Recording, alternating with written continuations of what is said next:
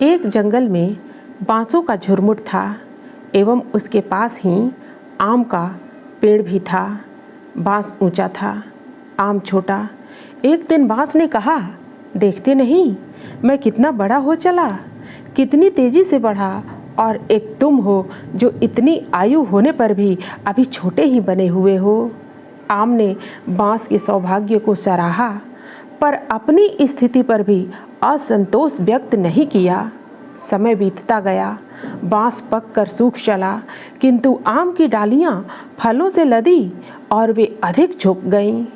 बांस फिर इठलाया, देखते नहीं मैं सुनहरा हो चला और बिना पत्तियों के भी दूर दूर से कितना सुंदर दिखता हूँ। एक तुम हो कि जिसे फलों से लदने पर भी नीचा देखना पड़ रहा है। आम ने फिर भी अपने संबंध में कुछ नहीं कहा। बांस की सराहना भर उसने कर दी। एक दिन यात्रियों का एक झुंड वहां पर आया और ठहरने के लिए आश्रय की तलाश की। सो फलों से लदा छायादार आम्र वृक्ष सबको सुहाया और वे डेरा डालकर वहां रात्रि विश्राम करने लगे। भोजन पकाने के लिए आग की जरूरत पड़ी, सो नज़र दौड़ाई तो पास में ही सूखा बांस खड़ा पाया।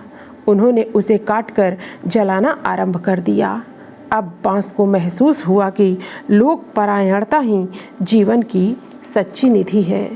नमस्कार मित्रों, आज का प्रसंग है अनुभूति का शिखर है ज्ञान। मित्रों, विचार और ज्ञान एक नहीं है, वरन दो भिन्न तत्व हैं। विचार और ज्ञान में बड़ा भेद है, अंतर है, परंतु हम ज्ञान को विचार का ही पर्याय मान लेते हैं। हम मान लेते हैं कि विचार एवं ज्ञान दोनों एक है, दोनों में कोई विशेष अंतर नहीं है, परंतु ऐसा है नहीं। विचार और ज्ञान दोनों अलग अलग सत्य हैं, इनके निहितार्थ भी अलग अलग हैं। अपने यहाँ हमारा जोर विचार पर नहीं है। हम विचारों को पाश्चात्य दर्शन का आधार मान सकते हैं।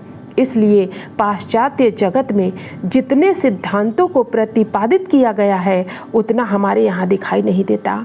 इसलिए पाश्चात्य दर्शन में विभिन्न दार्शनिकों के सिद्धांत मिलते हैं। इसके विपरीत भारतीय दर्शन के मूल में ज्ञान की परंपरा है। इसका कारण यह है कि ज्ञान अनुभूति जन्य होता है। विचार धोखा भी दे सकते हैं, परंतु अनुभूति कभी भी धोखा नहीं देती है, क्योंकि अनुभूति तो हमारी अपनी होती है, जिसे हमने जी कर पाया है। विचार में हम प्रायः उस बात को मान लेते हैं जिसे हम मानना चाहते हैं।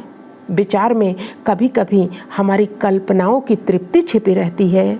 जैसे कोई आदमी मौत से डरता है तो सहज में उसे मानने का मन करेगा कि आत्मा अमर है।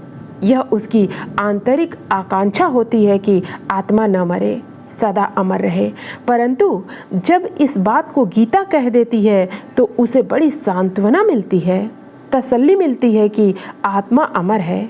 यह जानकर मन को बड़ा संतोष मिलता है। इसे मानने का कारण यह नहीं होता कि उसे आत्मा की अमरता का अनुभव हो गया है। इसे मानने का कारण तो बस इतना है कि ऐसा करने से विचार तृप्त होता है, परंतु यह तृप्ति ज्ञान नहीं कही जा सकती। विचार बाहरी होते हैं और हम मन को जब उन विचारों की तरंगों से जोड़ लेते हैं तो विचार आकर्षित होते हैं, खिंचते चले आते हैं। विचार जगत में अनेकों विचार उमड़ते घुमड़ते रहते हैं, परंतु हम उन सभी विचारों से अवगत नहीं होते। जब हमारे मन में किसी विचार के प्रति इच्छा जागती है तब वह विचार मन के आंगन में दौड़ा चला आता है और तब तक आता रहता है जब तक हम उसे हटाना नहीं चाहते। यदि विचार नकारात्मक होते हैं तो हमें डराते हैं और विचार सकारात्मक होते हैं तो हमें संबल प्रदान करते हैं, किंतु विचारों की यह श्रृंखला हमारे लिए कोई विशेष महत्व नहीं रखती है। विशेष रूप से जब हम अनुभव करना चाहते हैं, ज्ञान प्राप्त करना चाहते हैं। इसलिए हमारे प्राचीन महर्षियों का आग्रह विचारों पर नहीं था। वे सिद्धांतों के आग्रही नहीं थे। वे कहते थे विचार नहीं, अनुभव महत्वपूर्ण है। श्रेष्ठता अनुभव की है, विचार की कोई अधिक कीमत नहीं है। वे कहते थे कि इस पर विचार मत करो कि शरीर एवं आत्मा में भिन्नता है कि नहीं। इस पर विचार करने की अपेक्षा इस बात के अनुभव को करने का प्रयत्न करो कि जब तुम्हारे शरीर में घटना घटती है तो यह घटना शरीर में घटती है अथवा स्वयं में घटती है। हालांकि इस पर विचार करना भी इतना आसान नहीं है और अनुभव करना तो और भी कठिन है, परंतु जब ऋषि को इस घटना का अनुभव हो जाता है तो फिर उसके लिए शरीर का कोई अधिक महत्व नहीं रह जाता है। फिर उसे दोहराना नहीं पड़ेगा कि मैं शरीर से अलग हूँ। जिसे इस घटना का अनुभव हो जाता है वही सच्चा ज्ञानी है। ज्ञान अनुभव से प्राप्त होता है और हमारा अपना होता है। ऋषि ज्ञान के पुजारी एवं अनुभव के उपासक हुआ करते थे। वे अनुभव करने में विश्वास रखते थे, इसीलिए तो उन्हें ज्ञानी कहते थे। प्रकृति और पुरुष को जो तत्व से अनुभव करता है वही सच्चा ज्ञानी है। जो केवल इस तत्व पर विचार करता है वह अनुभव रूपी दिव्यता से वंचित हो जाता है। इस कथन को समझने के लिए वेदांत दर्शन के घटाकाश महाकाश उदाहरण को लिया जा सकता है। उसके अनुसार यदि बहुत सारे खाली घड़े खुले में रखे हैं तो प्रत्येक घट का अपना एक आकाश अनुभव होता है। ऐसे में यदि कोई घड़ा अपने आप को केवल घट या घड़ा समझता है, स्वयं को बस मिट्टी की देह मानता है, तो उसे अपने ठीक पास में रखा हुआ दूसरा घड़ा अपने से भिन्न मालूम पड़ेगा। उसे दूसरे में और अपने में भिन्नता का अनुभव होगा।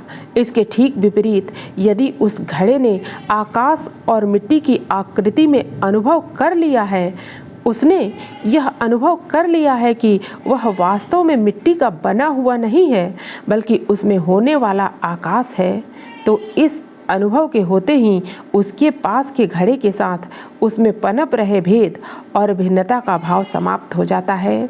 तब वह उस अनुभूति में जीता है कि मिट्टी की देह में कोई सार्थकता नहीं है। अब उसे यह स्पष्ट हो जाता है कि आकाश दोनों का एक ही है, जो घटाकाश है, यानी कि जो घट के अंदर अनुभव होने वाला आकाश है वही अन्य घटों में भी अर्थात अंदर बाहर सब जगह अनुभव होने वाला आकाश है। घटाकाश ही महाकाश है। यह विचार करने वाली बात नहीं है, बल्कि ऋषि अपनी चेतना की पराकाष्ठा, जिसे समाधि कहते हैं, में जाकर इसका अनुभव करते थे। फिर वे अनुभव करते थे कि मनुष्य कितने भी अलग क्यों न हो, उनकी चेतना एक समान है। चैतन्य में कहीं कोई अंतर और भेद नहीं है। दिए अलग अलग हैं, मिट्टी के उनके भीतर ज्योति तो एक है, उनके भीतर का प्रकाश एक है। सब दीपों के भीतर एक ही प्रकाश जगमगाता है, एक ही प्रकाश चमकता है। दिए की आकृति से भी कोई फर्क नहीं पड़ता है कि वह कितना बड़ा है या कितना छोटा। बड़े से बड़े दिए में भी वही है और छोटे से छोटे दिए में भी वही है। प्रकाश तो सूरज में भी वही है, चंद्रमा में भी वही है, अग्नि में भी वही है और छोटे जुगनू में भी वही प्रकाश है। इसी प्रकार समस्त जीवों के अंदर उसी एक परमात्मा की अनुभूति करना ही ऋषियों का अनुभूत ज्ञान हुआ करता था। हमें भी विचारों व कुतर्कों के कुचक्र में भटकने के स्थान पर आत्मा के नैसर्गिक ज्ञान को अनुभव करने का प्रयत्न करना चाहिए। मित्रों, फिर मिलते हैं अगली प्रस्तुति में नए प्रसंग के साथ। ऐसे ज्ञानवर्धक प्रसंग हम हमेशा आपके लिए लाते रहेंगे। बस आप हमारे चैनल को अवश्य सब्सक्राइब कर देना और वीडियो को लाइक कर देना। धन्यवाद।